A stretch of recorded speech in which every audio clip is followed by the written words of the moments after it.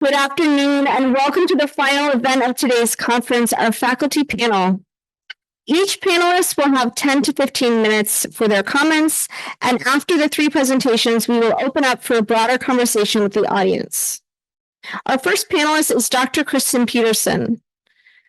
Dr. Peterson is an assistant professor in the Department of Communication, teaching courses related to the intersections of media and religion.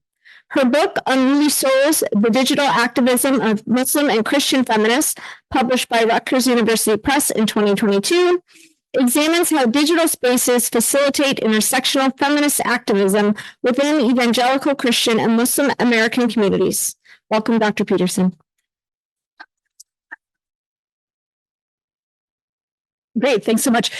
I will keep my comments brief.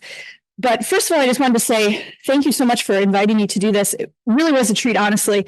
You wouldn't think getting to read lots more papers would be a positive, but it really honestly was, because for a few reasons. One is we don't have graduate students in our department, so to get to read graduate student papers was a treat.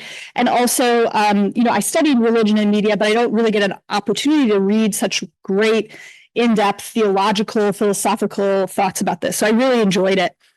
And so, as a scholar of media and religion, I was kind of coming back a lot to this tension that I think Scott Maloney mentioned of like between the wonder and anxiety of technology, and how there's a long history within communication of looking at the way that technologies and media can really challenge what it means to be human, right? And we've seen a lot of this today. But at the same time, expanding the way we understand what it means to be human, how we understand the cosmos, life after death, the transcendent. So I was going back, I always love to talk about the spiritualist movement in the 19th century. And they were really inspired by the telegraph and the discovery of radio waves and the discovery of things like the ether, right, and radio waves, and the possibility that we could, I don't know what that whistling is, if that's the wind or just in my head. Okay. Okay. The possibility that we can communicate from a distance, perhaps telepathically, maybe with the dead. And so there was this intrigue of how the technology pushed people in these new ways. But also it caused anxiety as people struggled with this sense of isolation as they were floating into the ether, or this feeling of like John Durham Peters talks about speaking into the air, like we're going to let our words go out into the ether, but what if nobody hears them, right? Jeffrey Sconce talks about in his book, Haunted Media, how wireless technology, quote, evoked both the wonders of distant communication and a slight apprehension over the depthless and inescapable void the technology had revealed to the world, end quote. So we have this anxiety, we have this wonder. We can see religious figures looking to new media technologies as gifts from God. So the Puritans, one of the first things they brought over was a printing press, right? Because they believed that the printing press was a tool to spread God's word across distances and to preserve it for print for future generations. One of my kind of colleagues in media and religion, Jenna Supp Montgomery, writes about in her book about the Oneida religious community, which probably people have not heard of this group, but they were a new religious movement. And they viewed the telegraph as a technology that they believed could perfect the world because it would bring humanity into contact in this pure form of communication. This same belief in technologies being a gift of God can be seen in the evangelical Christians and the drive to be the first to use the radio, to use televangelism, to use digital media, to spread the word of God. And I think a lot of this relates to Lauren Tassoni's paper, where she talks about, the way the Catholic Church, she goes more into detail in the printed paper, how the Catholic Church has always viewed media technologies as opportunities to evangelize, to maintain Catholic community, and to help Catholics grow as better people. The nuns in her paper do incredible work to evangelize through their lives and their positive spirits. I have a few questions I kind of threw in. People can answer or don't have to, but I was wondering about the specificity of, if we think about the algorithms and think about, TikTok and Instagram and how they're run by these algorithms, and whether there's a pressure that the nuns feel perhaps to fit in to whatever is trending on these platforms. Teresa Gardner's piece on transhumanism and the work of Pierre Teilhard de Chardin reminded me a lot of these philosophical musings around the ether and radio waves in the early 20th century. So rather than see technology as challenging to the idea of God and the transcendent, thinkers like Teilhard see transhumanism or ultrahumanism as in sync with God's great love. So Gardner explains the need to have an ethics of human flourishing in relationships of love, or else the end result will be this nihilistic destruction that she writes about. So the paper asserts the need for an ethics of how we use the technologies to orient ourselves towards love and ultimately towards God. So the need to always be moving towards God by being in loving union with others. I had one question of thinking about how do we do this work, especially I'm coming back a lot to these algorithms, but thinking about how algorithms are often programmed to do the opposite, like to bring us apart, to bring us into these like states of rage, or even into states of like love at being separated from the other in some way, like this idea of like dunking on your opponent and taking pleasure in that. Another, repeated theme in a lot of the papers was ethical concerns, right? So we hear a lot about ethical concerns about how we can use the technology for human flourishing. Scott Maloney talks about, critiques this idolatry of the AIs and this sort of trying to place magic into what is basically math. Human beings create these technologies, so they often reinforce these problems. My question is like, why do we place so much power in these technologies? What is the reason that we're sort of turning them into these idols? Sam Cole Osborne's paper talks about what becomes canon for AI, what ideas get encoded in the data. Again, the idea of the power of these technologies. The concept of the canon itself has been critiqued as a Western way of organizing knowledge. And I'm not sure if this question is useful, but thinking about maybe there's a way to think outside of the canon, break away from this in programming these AIs. I'm still thinking about Charlie Buttrey's article and really brings up such important questions and difficult questions, obviously.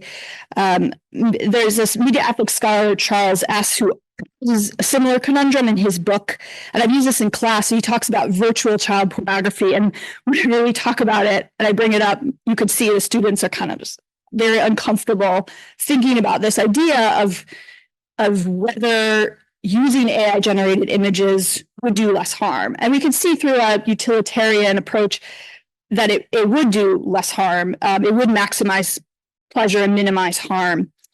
At the same time, a virtue ethics approach considers overall human and social flourishing and overall the harm of any form of explicit imagery.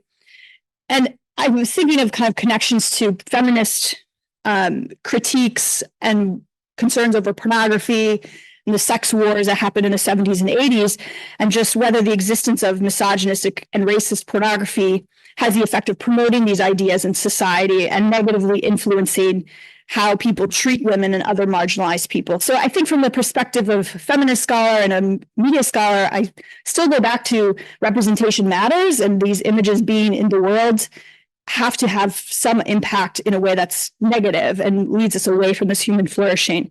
At the same time, recognizing that obviously real harm is being done as well. So I don't have an answer. None of us do. That's why it's ethics. But how we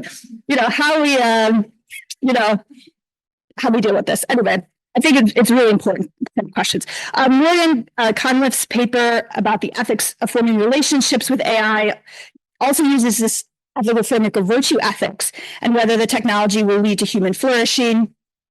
And so thinking about, as we're engaging with media, the primary question is, how can we use media in a way that will help us not only on the individual level, but also society? And so we cannot thrive in a relationship with a chatbot, as Morgan says, because the chatbots do not have emotion and empathy for others. And Conliff explains the relationship with chatbots are a synthetic substitute, quote, for human relationships and interactions. And they also drive people away. And we had a really good conversation. The last conversation was really good about how this is driving people away from these human interactions. And I think that paper really fits in nicely with Aaron Reyes-Leong's piece about grief tech. And we see similar concerns about whether engaging with an AI version of a dead loved one helps or hurts the person in their grieving process. she argues that this creates an artificial intimacy. So we have this concern that people will get too attached to the bot and that they won't be able to process the grief and they will be isolated in their human relationships. This paper also raises ethical concerns about what is just, if it's just and right to take somebody's content and use it in this way. And I think she does a really wonderful job of looking at these ideas of embodiment and what it means to be human and this dynamic sense of self. I really appreciated that. And that this grief tech disembodies the dead and minimizes the mystery of Christ's incarnation. I obviously have to wonder, talking about spiritualism, the connection to that, because this was a movement kind of post-Civil War where people were really suffering and really wanting to understand and connect with the dead, and thinking about how what they believed was speaking to the dead, whether it was offered something to them. And I've had similar questions other people had of like, when we go back and we listen to old voicemails, or we go back and look at emails or social medias of people who've died, what is that to us? It obviously provides us some comfort. So thinking about some of those questions as well. Ultimately, I think these papers bring up these questions about what it means to be human, how we define humanity, the importance of embodiment. Shane Lysking's paper looks at the church's position about what makes a human, this spiritual corporeal presence, and how AIs are programmed not to have a soul, sentience, or autonomy. And I think what's really relevant in this piece was just the fact that there's no reflective thought. They don't learn from their mistakes. They don't build on previous work. And I feel like over the last 2 years or whatever we've had these LLMs, one of the biggest takeaways is that they might think like us in terms of the ways that their brains are, the neural networks, but they don't reflect like we reflect. And I've noticed this especially with students, when they'll use the LLMs, it's so obvious because they haven't really engaged in anything. They haven't really brought their own ideas, their own examples, their own lived experience into conversation with what they're learning about. And I think it's really a challenge to us is how we can bring the humanity back into these spaces. Okay, I think that was the main thing I want to say about that. Okay, and then finally, I was really struck by Barrett Guidati's, I'm probably saying that wrong, work on how the Amazon delivery drivers are dehumanized through surveillance and data tracking. They're turned into the machines that can increase capital for this company. And I appreciated the focus on Catholic social teaching, bringing back things I hadn't read about in a long time, but especially this emphasis on human embodiment and the labor we do with our bodies. And what makes us human is our corporeal presence with each other. And these interpersonal relationships are needed for workers, but also for the consumers. And we all are sort of part of this community. And I really appreciated this call to action.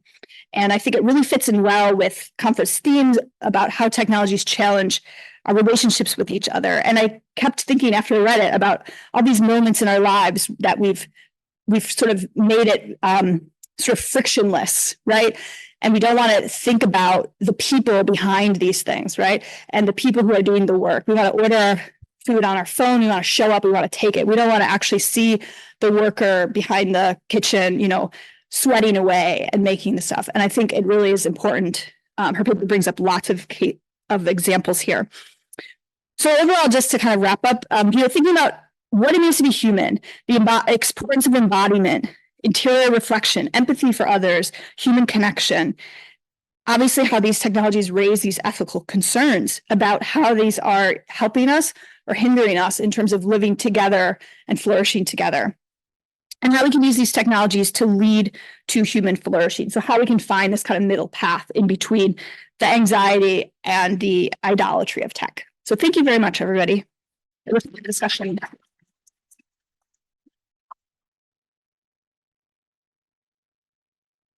Thank you, Dr. Peterson. Our next panelist is Dr. Michael Serazio. Dr. Serazio is a professor of communication at Boston College who studies media production, advertising, popular culture, political communication, and new media.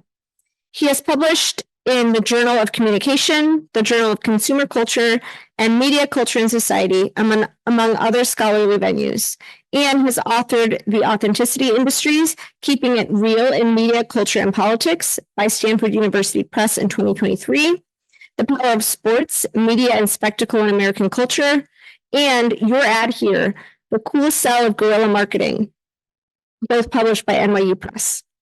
A former journalist, he has also written essays for the New York Times, the Washington Post, the Atlantic, and other publications. Welcome, Dr. Serazio.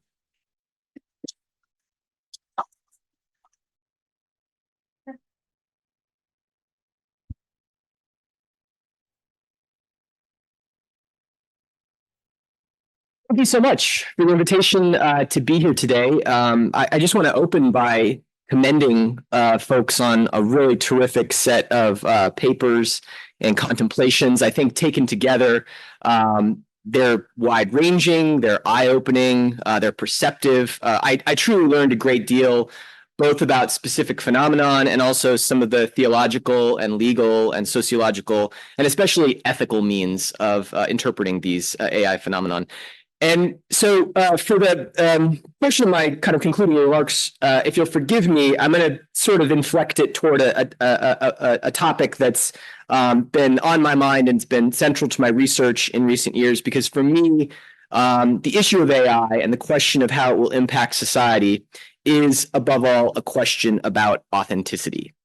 And so in closing, I'd like to kind of frame the issue through that prism, articulating the meaning of authenticity as impacted by AI and how anxieties about authenticity course through many of the paper topics that we heard today. So in the abstract for this conference, the prompt asks us about authentic relationships becoming fraught, given the rapid technological developments of our time. And I think the issue of relationships being at the core, I think of Morgan Conliff's lament, that tech companies want us to think that we have relationships with these machines, to trust them, despite being a facade of humanity. And she warns us against the more time that we spend with these machines, the less time that we're spending with other real humans. So let's begin by lingering on that for a second. What do we mean by authentic relationships in the first place? Maybe more simply, what do we mean by authenticity? I argue that the pursuit of authenticity is an effort to preserve or recover what remains human within us when society, commerce, and especially technology is grafted onto how we interface with the world. Authenticity, I would argue, is nothing short of the central moral framework for our time, a quasi-religion of self-discovery, a way of coping with the conditions, anxieties, and external pressures of contemporary reality by holding firm to ideals and pretenses of higher purpose and inner meaning.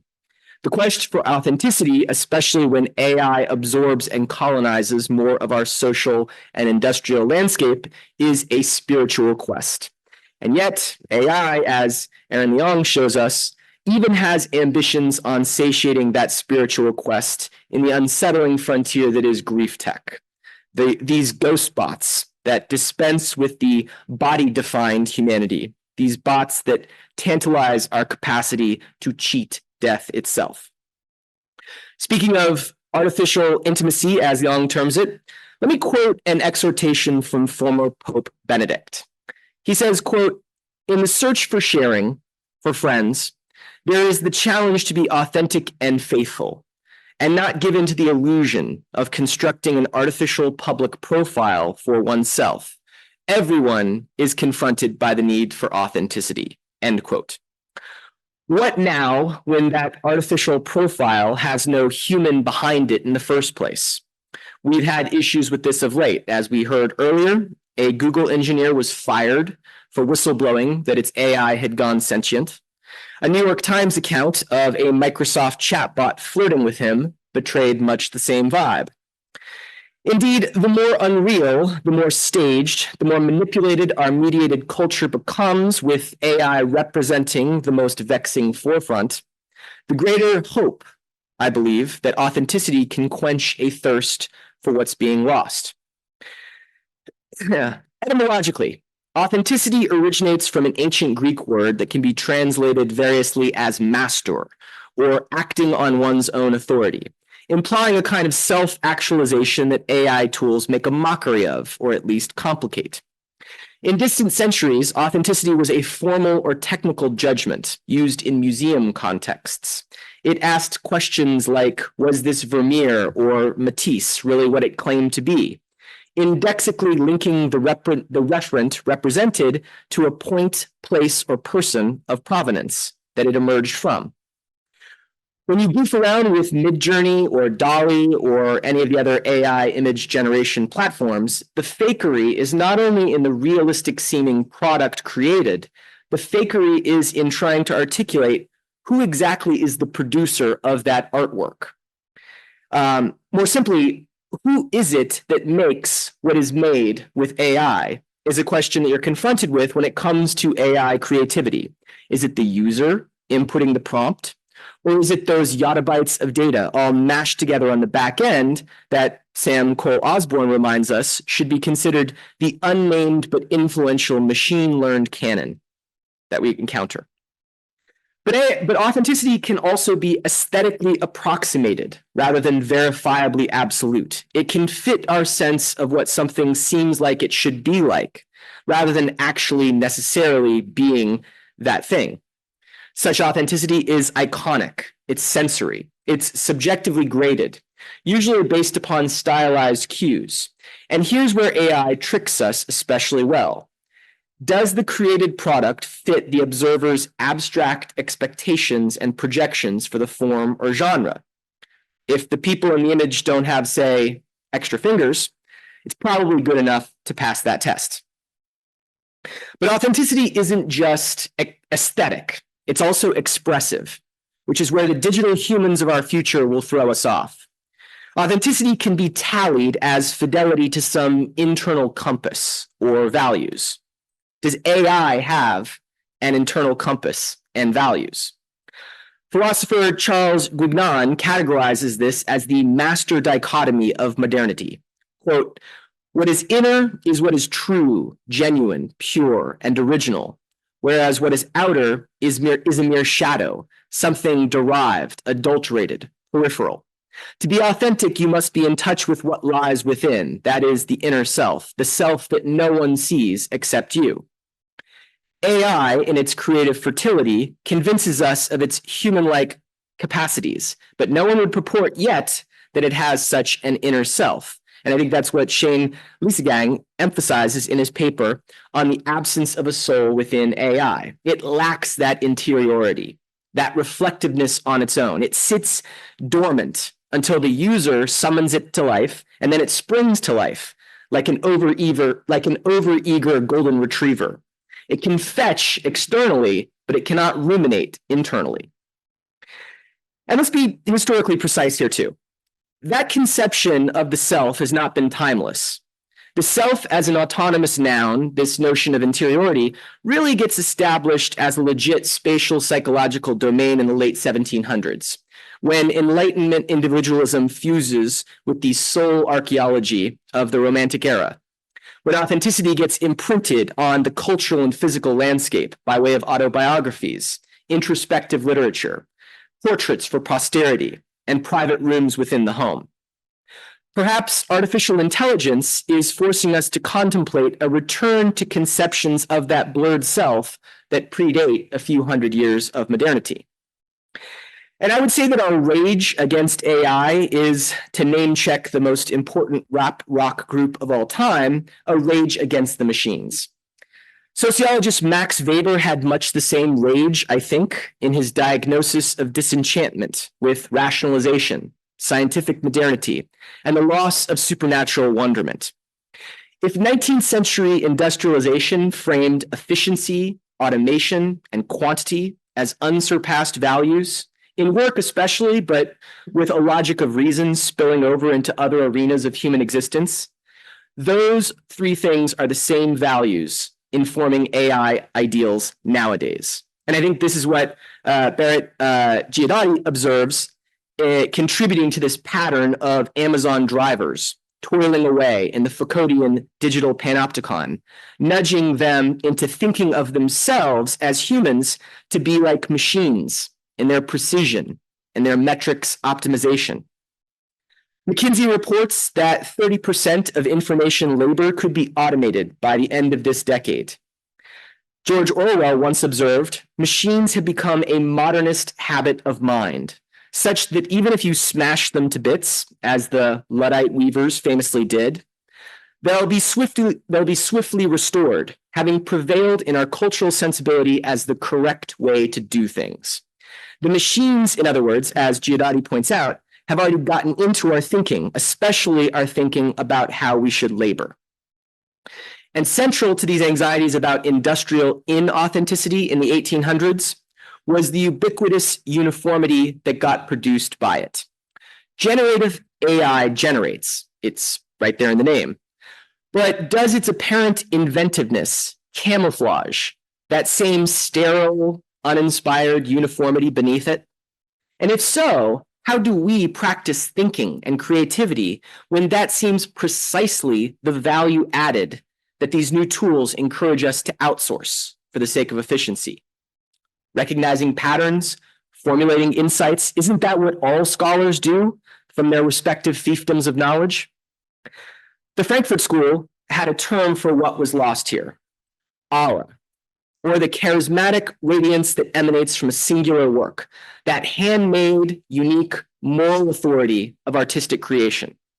Aura is what theoretically compels you to crowd a Louvre gallery where the Mona Lisa hangs, even when the tacky replication of her image is easily available on keychains and mouse pads and beer koozies.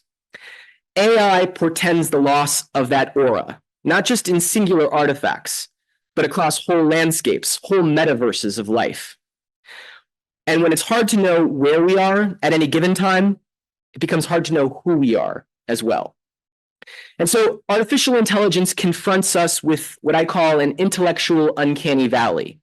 This sense that there is a ghost inside that machine behind the blinking cursor prompt. That's what generates the idolatry that Scott Maloney warns us about. These aren't made of magic, they're made of mathematics, as he cleverly phrases it. But that math sure seems magical in its imitation as human-like objects.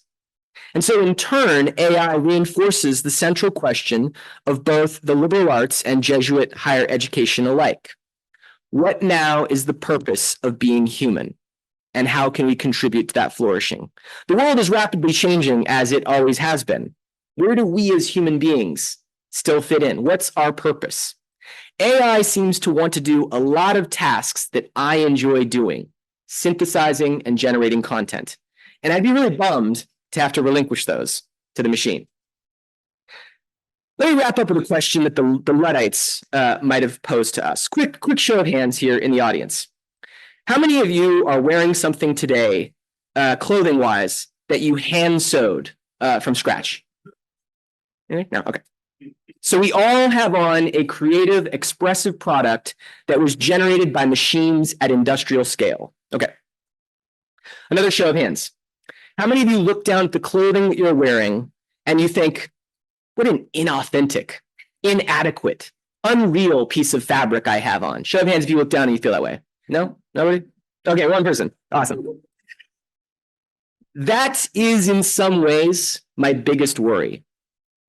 Not for the present moment, when we are confronted by these new generative AI creations and we think, this is authentic, this is unreal, this is unacceptable. Rather, I fear for the point at which we no longer push back in that way against the deepfakes and the ChatGPT homework and the like, when we take AI as just the way that you're supposed to get by and do things.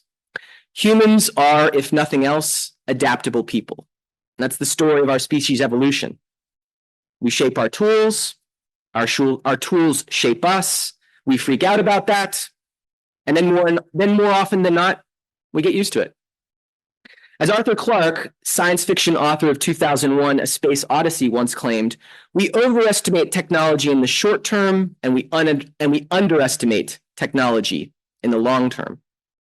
The Cassandras crying out about where AI is taking us are probably not wrong. The Luddites were not wrong about those textile factories, but we'll get used to it, I think. And that endurance might be my enduring fear.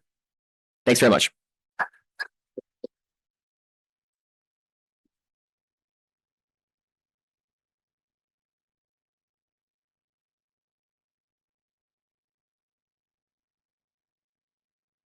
Okay. Our final panelist is Dr. Brian Smith. Brian K. Smith is Honorable David S. Nelson Professor and Associate Dean for Research at Boston College's Lynch School of Education and Human Development. He also holds a courtesy appointment in the Department of Computer Science. His research interests include the design of computer-based learning environments, human-computer interactions, and computer science education. Welcome, Dr. Smith.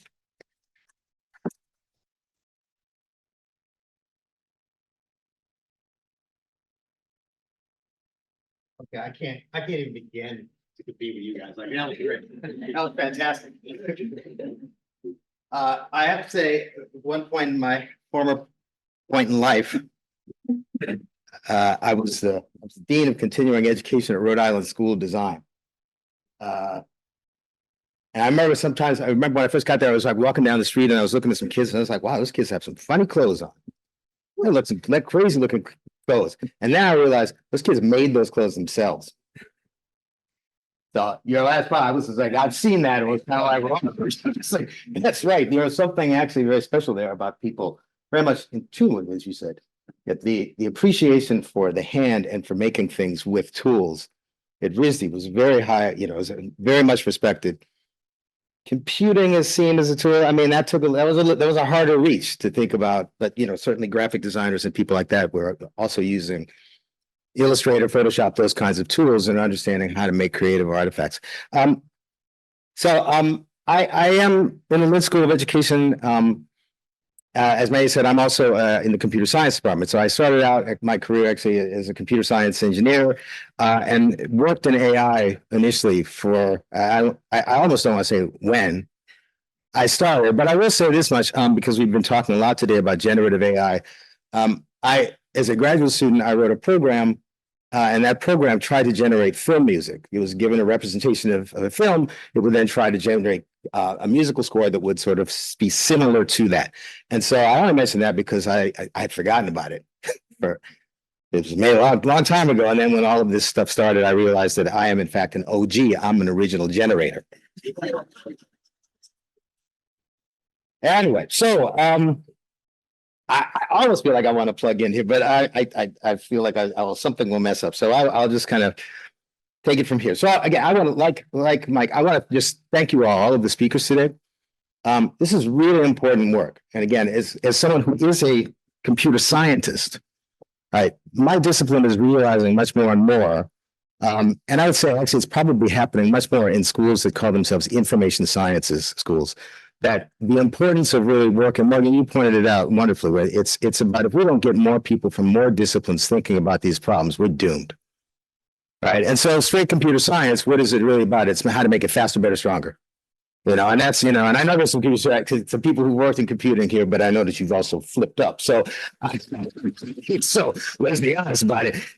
There is something about that. And, the people who are talking about it today, when we listen to the Sam Altmans who runs OpenAI, Jensen Huang, he's my favorite, the CEO of NVIDIA. I mean, he's just saying something like, he just likes to get up and say, like, I'm going to say the craziest things.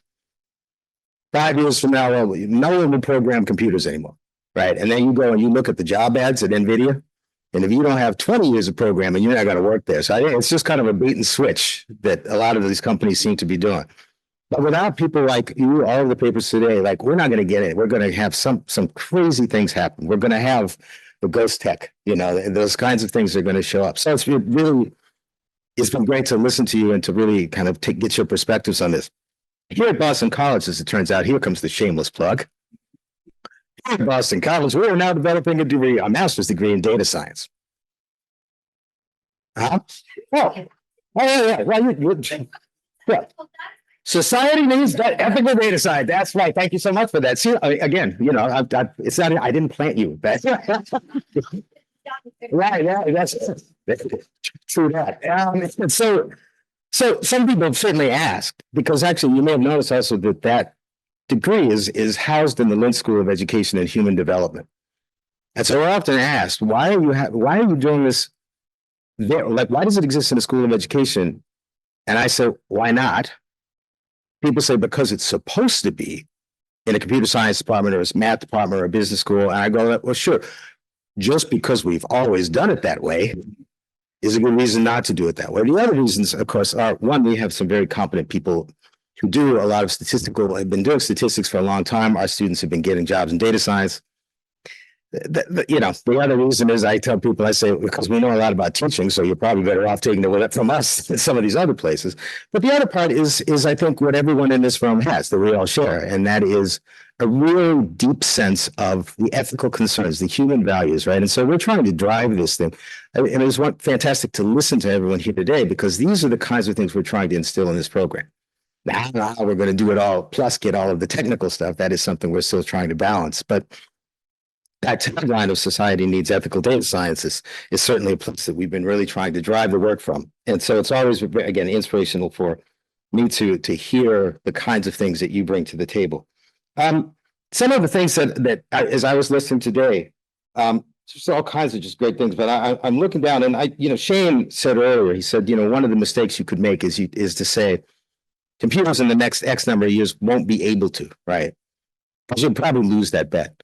Having said that, I also think it's cautious. I get into discussions with people. You mentioned McKinsey. I love fighting with McKinsey people. Sorry if there's any McKinsey people here or on Zoom, because they always have these predictions, right? LinkedIn is like this too. LinkedIn, like you read LinkedIn, it's like Fortune 500 trolls. They go out and they go like, let me say something, right? In the age of AI, right? And first off, I go like, World War I wasn't World War I. During World War I. So we probably aren't in the age of AI, so we know that we were in the age of AI, but it's cute that you say that, right? And so there's that sense of kind of wanting to be like, I'm the first one there. I said age of AI first. I said that, I think there's something that in the rhetoric and the media, right, about inevitability, where people are saying it is inevitable that these things will happen with AI.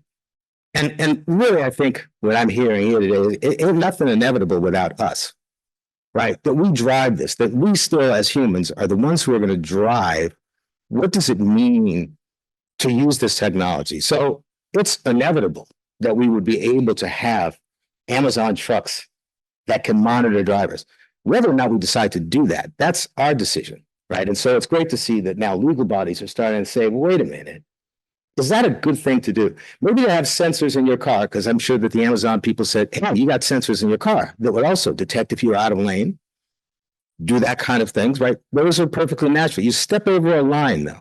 There's a certain line about sort of human dignity, right, that came up in many of the papers today. And so where do we start to think about that in terms of these new technologies? What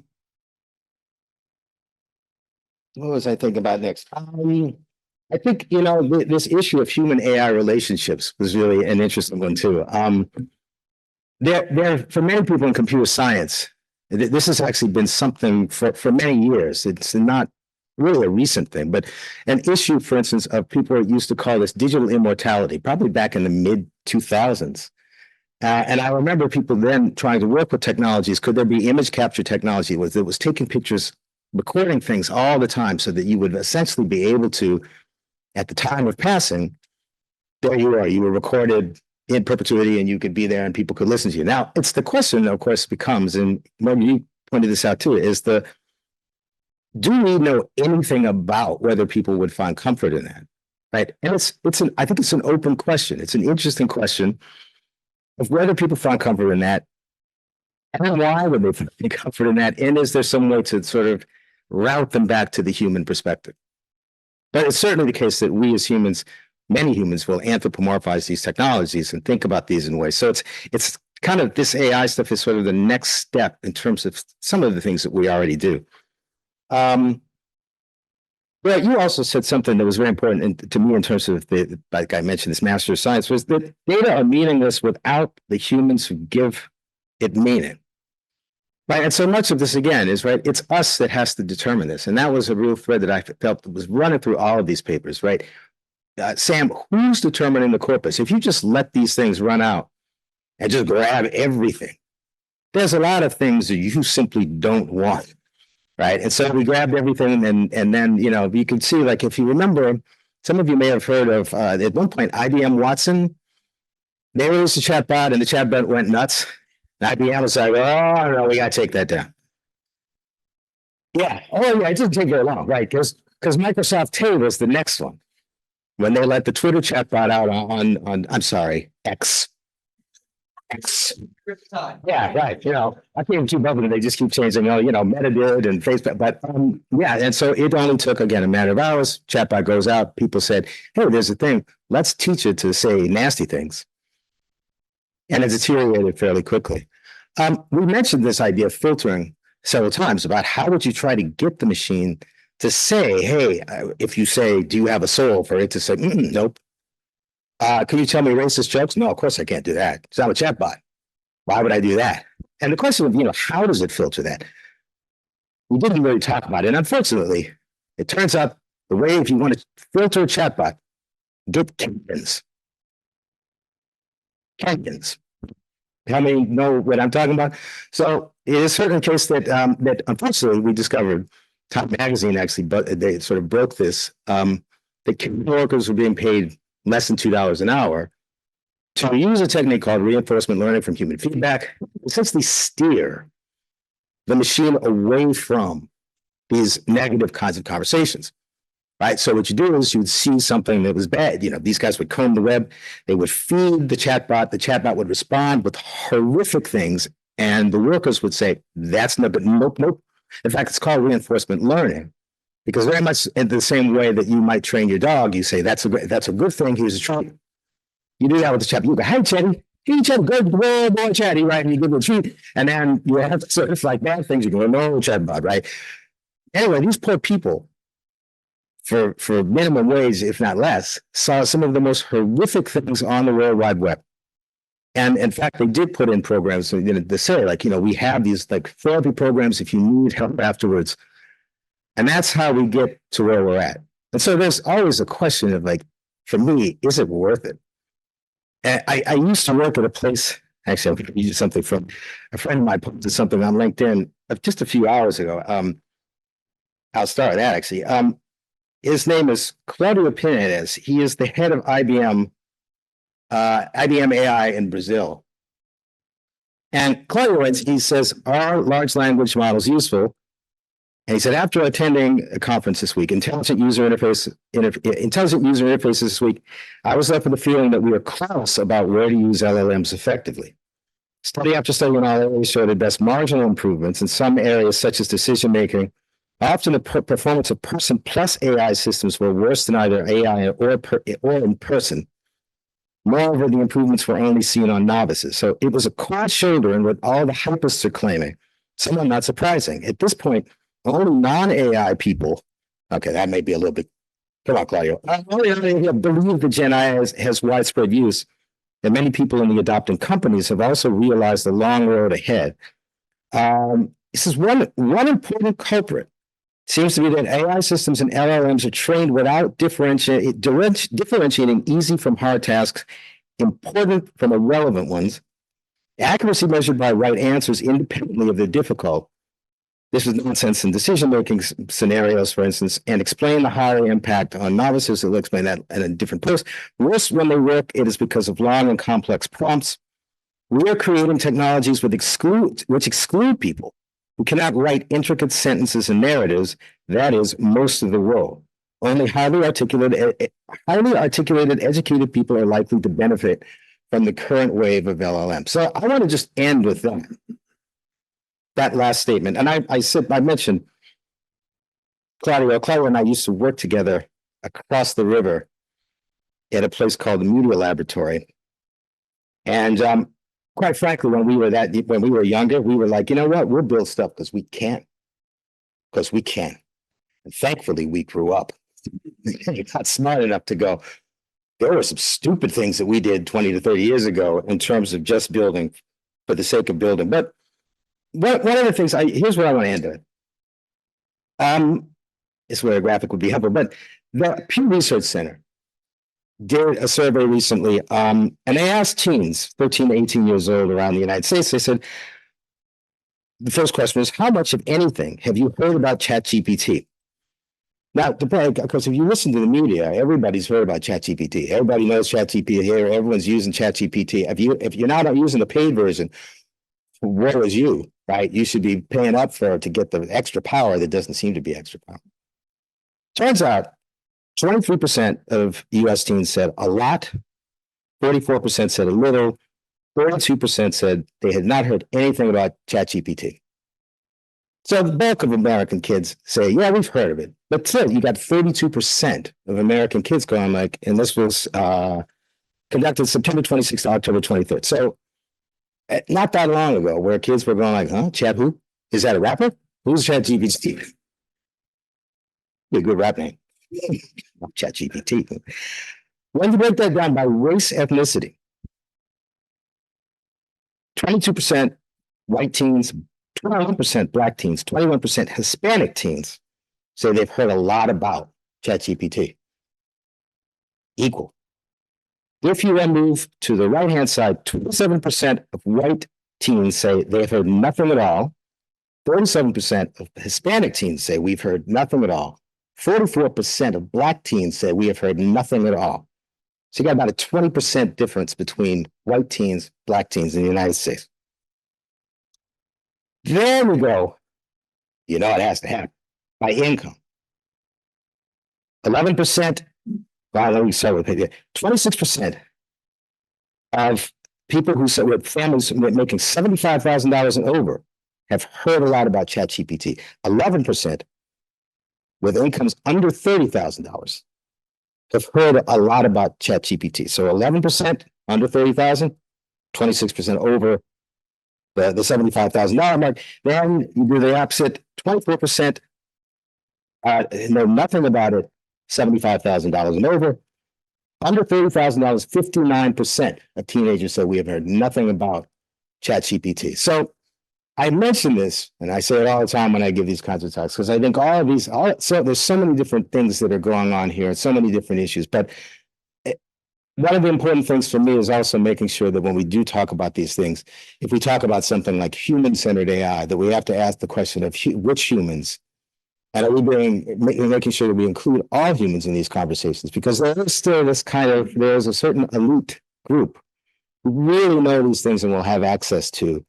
And then we got to make sure that these other people also have access to these technologies, or maybe not. It might actually be a good thing. There's something to think of it, but also something that is on my mind that I could hear bits and pieces of today and everything that people said. So thanks very much. I'll stop so we can have a big conversation.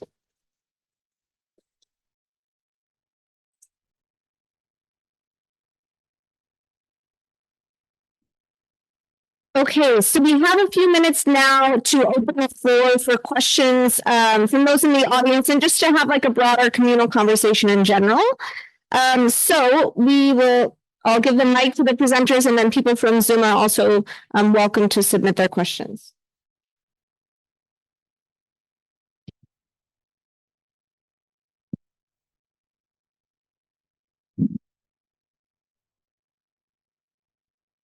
So this is a follow-up to something that Dr. Serazio alluded to, and I opened this to all three of you because I assume that you have asked your students, and I'm really curious in Gen Z how they're responding to this.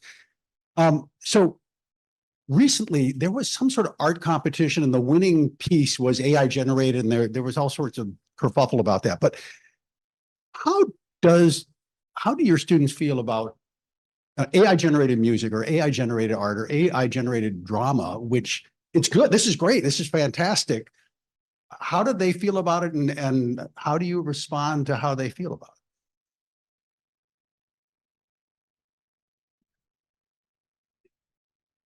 it? Oh, okay. So, I don't know if I have specific to art. I'm not sure that I do. Actually,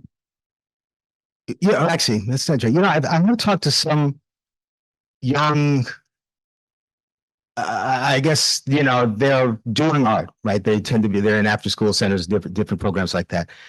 And one of the things that we've talked about with them is, as I've said, it's that artists have always created their own tools. And so, and even myself as a once upon a time musician, used to work with different, when MIDI, the musical instrument digital interface, came around for digital synthesizers, I worked with a lot. I had my little Macintosh. It wasn't very powerful, so I had to switch. I had to keep flipping the floppy disks for you, those of you who remember what a floppy disk is, and that you did have to go to load things up.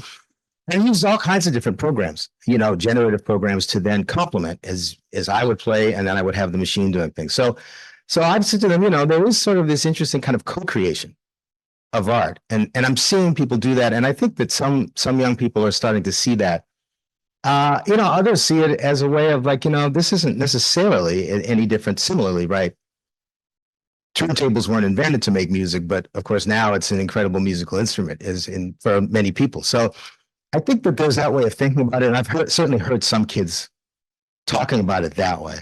The other sort of point, I guess, thing for teenagers that I see a lot, or young people, certainly our undergraduates, is the question of, are you using it? Because I think when when ChatGPT came out, November 30th, 2022, by January 5th, 2023, New York schools had banned ChatGPT because all the kids were cheating. Now, notice that time space, right? That would essentially say that kids cheated during Christmas break. But we got a little ahead of ourselves with the paranoia. But but I see a lot of kids, and when I ask them this, sort of, what do you use ChatGPT for? It's like, when we generate ideas, whether we do things with it. Really, there's not, I would say the vast majority, and there's even, again, surveys on this, that where kids would go, to turn in an entire essay? No, we would never do that, right? And perhaps why, but I think part of it is because we, as instructors, we go into the class and the first thing we say is, if you use that chatbot, just well, all of a sudden everyone's like, right, Roger that. So I think there's a great thing about like AI, and then there's the other AI, academic integrity, that I think we have certainly been pushing, I think, in all of our classes the last year, that have hammered that home for a lot of people. Yeah, and just a few quick things here. There was an article that the Chronicle of Higher Education published probably a year ago that had the headline. It was from a student at Columbia, an undergrad. And the headline was something like, "I use ChatGPT. My teachers will never understand. You can't catch me," or whatever. And this article went viral, what have you. Anecdotally, I because we've been told, my understanding is correct. I can't know whether or not my students are using ChatGPT for their work. I can only kind of intuit it in some way. I haven't seen a ton of it yet, but that's not to say that it's not slipping past me. There's been a few instances. The artwork question is an interesting one. I haven't yet had the chance to survey my students on the artwork side of things, but I would point out two things. One is that, and you mentioned turntables, and I would actually say that this is a useful context.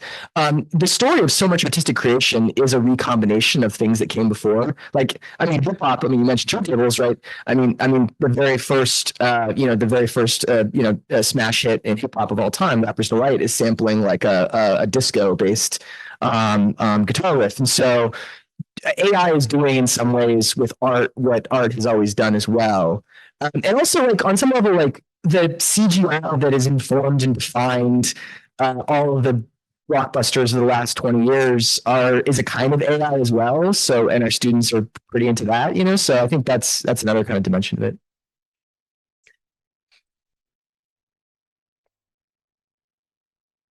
Last night, reading the biography of Elon Musk, they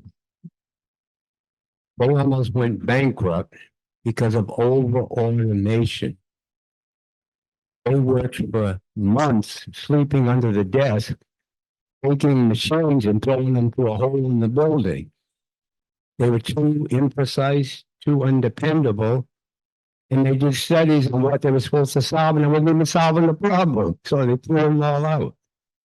So AI, I say, is overestimated, and I'm ignorant of AI. Elon Musk made a mistake. But only that, just one. Any other questions from members in the audience? And we'll probably end on this one if that's okay.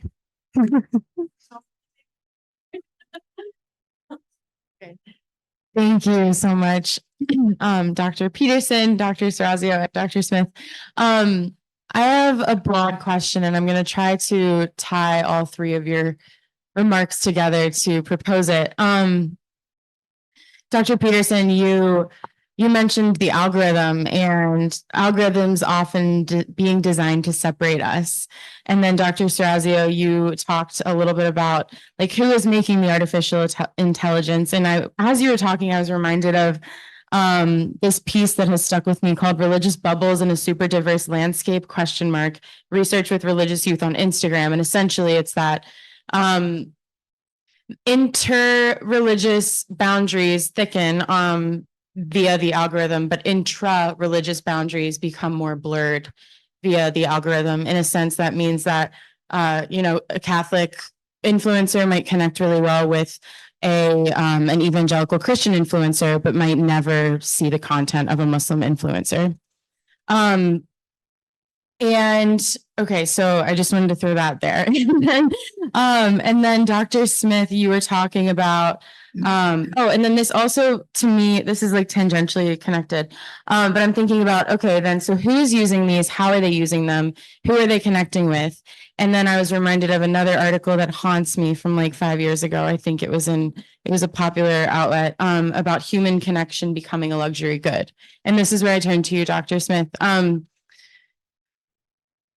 It seems to me that in due time, basically the article about human connection being a luxury good is that these fancy prep schools are super expensive so that parents can send their kids to have low tech or no tech learning environments.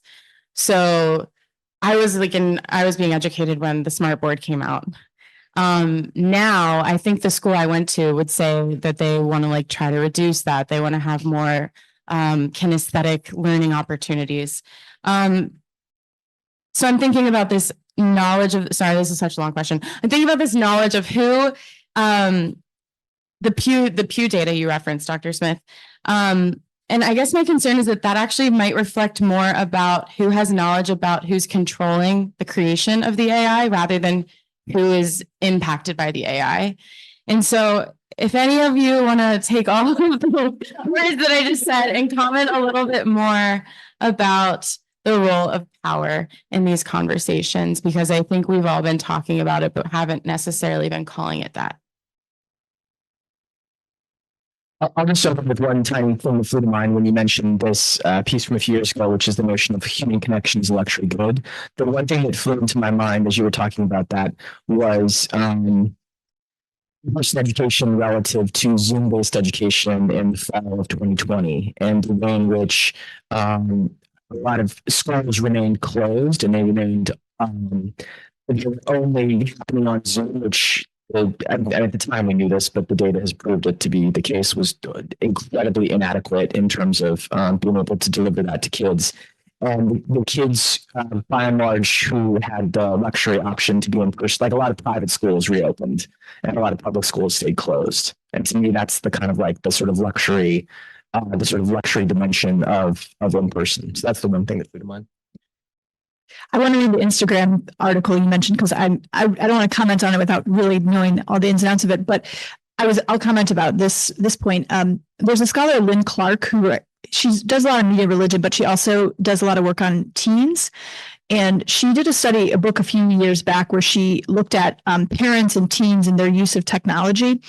And she found that it was actually the lower income teens and also teens of color and their family were more willing to use technology because they saw the technology as sort of like a gateway into like education and success. Whereas, like you're saying in this other study, the white upper income teens kind of rejected the technology or saw the technology as having a use, but also kind of being distracting. So it just struck me, and because of this idea of like technology in some ways almost becomes seen as like a pathway to success in some communities, whether that's actually true, most likely not, but that it is kind of used and sold, and people have this mentality that will kind of help lead them to success. You know, maybe just as sort of, I have heard about some of these places, and I remember someone telling me about, oh yeah, we there's these places you can send, kind of like boarding schools, where you can send them and kids, right, and that will control, right, they'll take the phones on entry, right, and then the kids don't get them back, and eventually, right, and I remember like the first discussion was like, my first thought was like, did the kids have withdrawal? I mean, like, I can't imagine. But so you take a phone from. You took a phone from my wife right now, she would be like, I don't know what to do. So, I mean, there's something about it, for kids of all ages, I guess. But it is an interesting power question, right? I mean, because it tends to be, when I've heard it, it tends to be, there are people who say we can send our children to these places that cost quite a bit of money so that we can take away their devices, presumably because we think that that's a good thing. I mean, they wouldn't do it if they think it's a bad thing, but and so then again, there's that question of now, are there people who could not afford to do that? And is there some detriment in terms of the things that they might be able to learn, the things that those kids might be able to do expressively, things like that, right?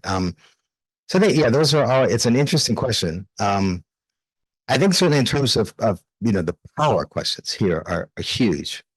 Just recently, I was with a group of people that are designing, computer scientists designing things for K-12 schools, and as we talked to them and we talked to a superintendent of the schools they were working with, the question was, how much do you have teachers actually involved in the design of these things, right? So people freaked out about ChatGPT in the schools, and we're going like, well, ChatGPT is going to do, and it's going to do, and it's like, actually, it's not going to do anything. It was never designed for teaching or learning or anything. It was designed, as far as I can tell, to be like a really cool demo.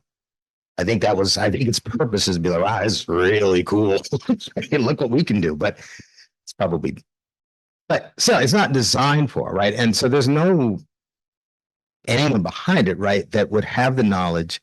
And I look at Sam again to say the knowledge of specialized knowledge about what does it mean to teach, what the pedagogical knowledge, things like that, right? It doesn't know that, right? And so the teachers will end up may end up using these products and I can just say that in general of ed tech firms, they generally don't involve teachers or students in the development of those things, but they can sell them to it. So there's always this kind of weird power differential, I think, that comes certainly out of the creation of these tools that aren't co-designed or involve the actual communities that are going to end up using the community. I was going to say the communities that matter. Yeah, that's actually the right term.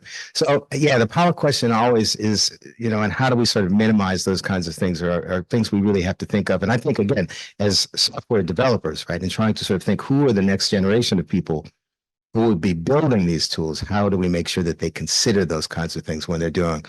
Otherwise, like really, as you guys were saying in the morning, right, it is just linear algebra, but we got to think beyond that if we're really going to make an impact on people.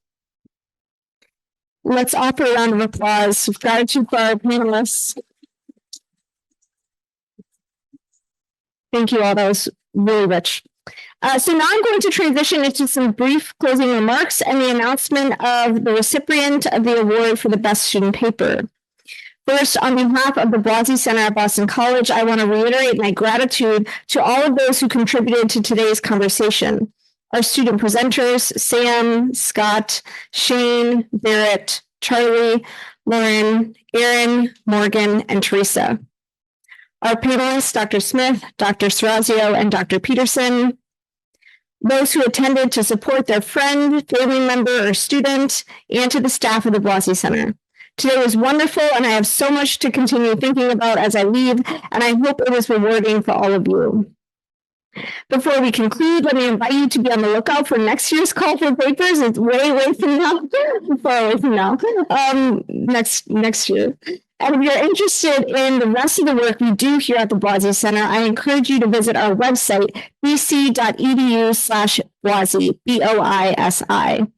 There you can see our events, past, present, and future, as well as recordings of most of the events we've had in recent years.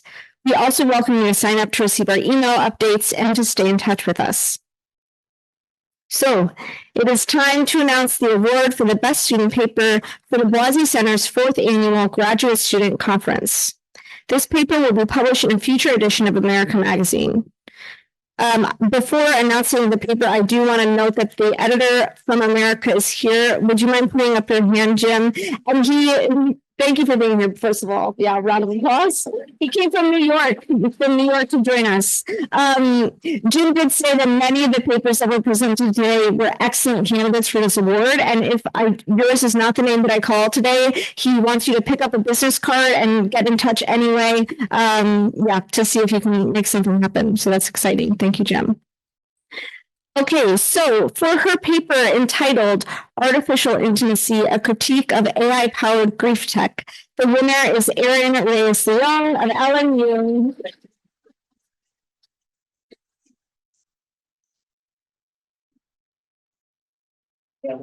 Congratulations, Erin. Everyone here, please be sure to be on the lookout for a future version of Erin's paper in America Magazine. And thank you all for joining us today.